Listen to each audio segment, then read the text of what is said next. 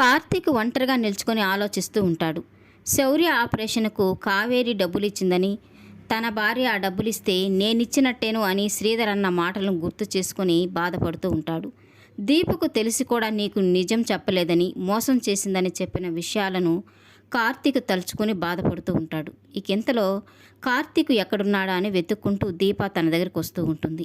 ఇక దీపను చూడగానే కార్తీక్ చాలా కోపం వచ్చి తనని కోపంగా చూస్తూ ఉంటాడు.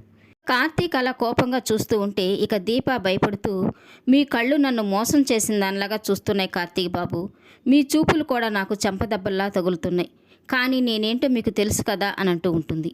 నువ్వేంటో నాకు తెలుసు, ఆ పెద్ద మనిషి కూడా చెప్పి వెళ్ళాడు కదా, మాట్లాడలేక మౌనంగా నిలబడిపోయాను అని కార్తీక్ బాధపడుతూ చెప్తూ ఉంటాడు. ఇక దీప అయితే, ఒకసారి నేను చెప్పేది వినండి కార్తీక్ బాబు అని తనకి సర్ది చెప్పడానికి ప్రయత్నిస్తూ ఉంటుంది. ఇక కోపంలో ఉన్న కార్తీక్ అయితే, ఏం చెప్తావు దీప, దీనికి అంతటికి కారణం ఎవరు, నువ్వే కదా, శౌరికి ఆపరేషన్ జరిగినప్పటి నుంచి సాయం చేసిన మనిషి ఎవరు అని మనం ఎన్నిసార్లు మాట్లాడుకొని ఉంటాం, కనీసం నువ్వు ఒక్కసారైనా పలానా మనిషి సహాయం చేసింది అని నాకేమైనా చెప్పావా అని దీపని నిలదీస్తూ మాట్లాడుతూ ఉంటాడు. హాస్పిటల్లో ఆపరేషన్కి తనే డబ్బులు కట్టాను అన్న సంగతి ఎవరికి చెప్పొద్దు అని కావేరి గారు నా దగ్గర మాట తీసుకున్నారు బాబు అని తనకు చెప్తూ ఉంటుంది. తను మాట తీసుకుంది కాబట్టే నేను ఆ మనిషి దగ్గర మాటలు పడాల్సి వచ్చింది అని కార్తీక్ బాధపడుతూ ఉంటాడు.